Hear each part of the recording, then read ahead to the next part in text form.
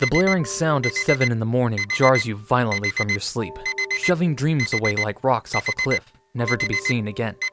You stir and make morning noises as you reach from beneath your sheets and blindly search for the snooze button. Once silenced, you convince yourself not to rappel down the cliff of slumber and reluctantly get up to begin your day.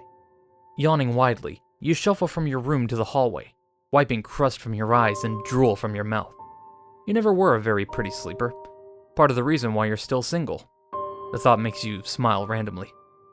You eventually find the bathroom and, after a few seconds of grasping in the dark, turn on the light.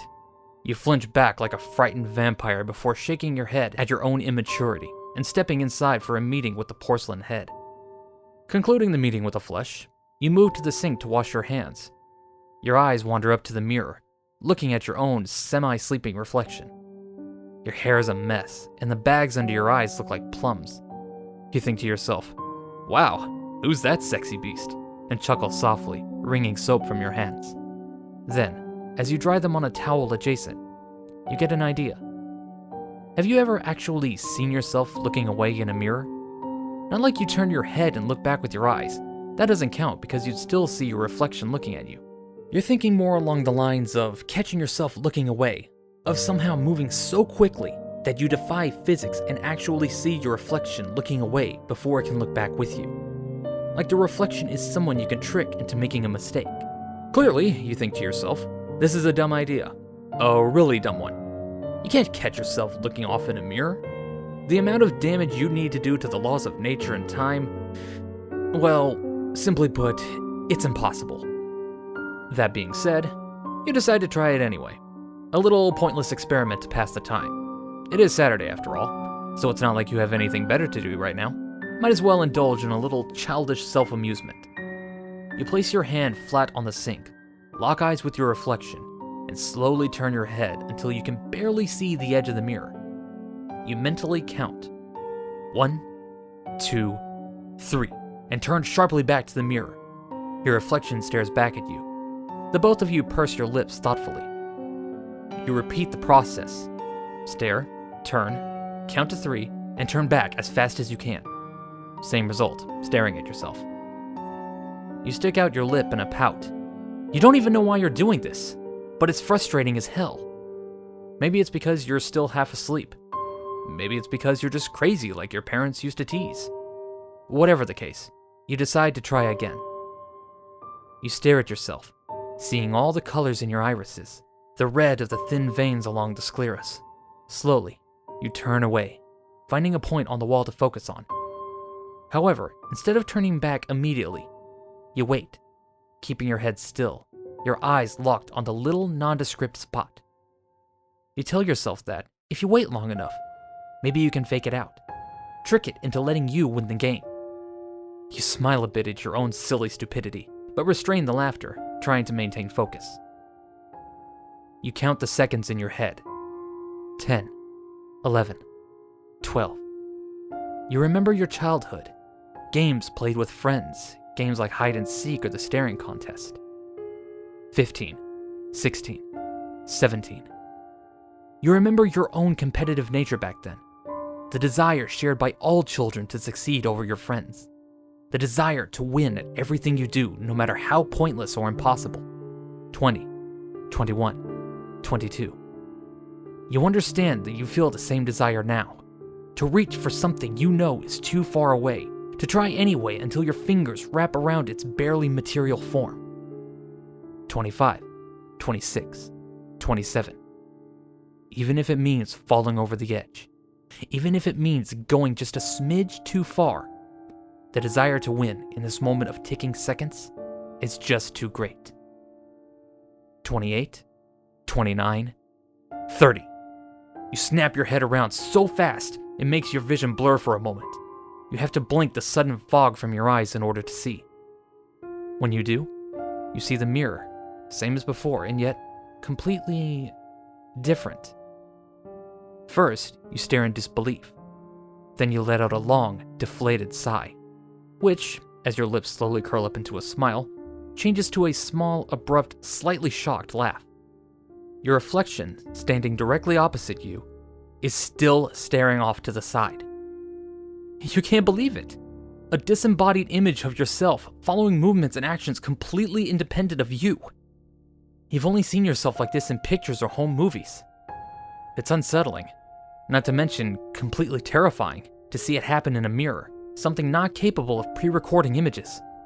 But more than anything, it's unbelievable. You didn't think this would happen. It's just a silly little game, a whim, the result of boredom and one foot still in dreamland. But somehow, it did exactly what you wanted it to do. It's like finding fossils in your backyard or creating a hair loss solution from blood pressure meds.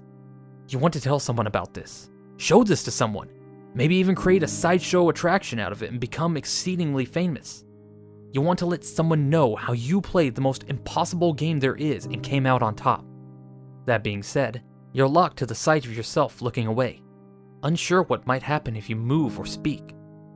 Then, as you continue to stare at your imperfect doppelganger, the elation you feel slowly degenerates into something like soft unease. Something isn't right. It should have moved back by now. The delay filled up as the reflection struggled to right itself and restore natural order of things, but it remains fixed on the spot on the wall. So still that it doesn't even seem to be breathing. The unease begins to calcify, to cling to the lining of your stomach and slowly weigh it down with growing nausea. What's going on? Why isn't it fixing itself? Why won't it look at you and put everything back to the way it was? As the seconds pass without change, panic begins to bubble inside you.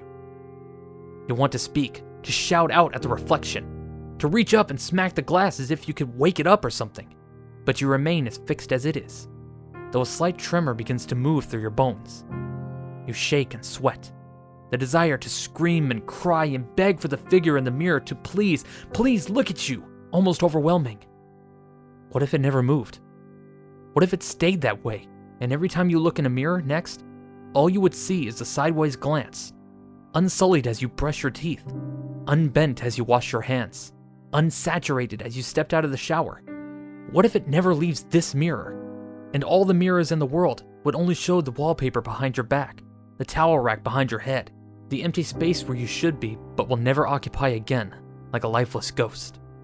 Then, after nearly 20 straight seconds, it finally moves, slowly turns its head to face you again. The relief is palpable, heating your skin like a warm blanket. You're about to smile and let out the biggest breath, maybe even laugh and crack some kind of nervous joke to break the excruciating tension. But you stop when you actually see what is looking back at you in the polished glass. Your reflection has changed, but in a subtle, unnerving way. Its eyes are wide and fixed, its forehead smooth, its mouth a straight line. Veritably, the complete opposite of the expression you wear now of fearful confusion. This face, combined with the renewed stillness and flawed exactitude, makes it seem more like you're looking at a doll replica of yourself than your actual reflection. You find yourself wanting to back away, to turn out the light and leave the bathroom as fast as possible.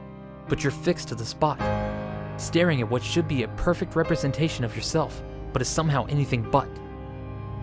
Then, to your horror, the eyes of your reflection roll back into its head, leaving only bloodshot whites and fluttering eyelids. The head falls back while the mouth opens in a soundless screaming gape.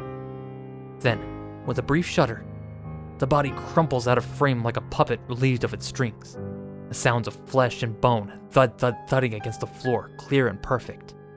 Suddenly, you're staring at a reflection of the wall behind you. You feel your heart hammer in your chest. Sweat beads across your skin and makes your hands slick and clammy. You're shaking all over. Something's wrong. Something's gone terribly wrong. And you know that. And if you just turn your head, you'll know exactly what it is. But you're scared. More scared than you've ever been in your whole life. It's just a game, you find yourself thinking. It's just a game. Nothing was supposed to happen, especially not something like that. It's not even possible. None of it is. It's just a stupid, harmless little game. Right? Against all better judgment, you slowly turn your head and look down. You see your own body lying still and lifeless at your feet. As the knowledge of what you've done invades your mind, as the enormity of it brings you towards complete and total mental collapse. You have one final, cognizant thought. It is just a game, and I guess I won.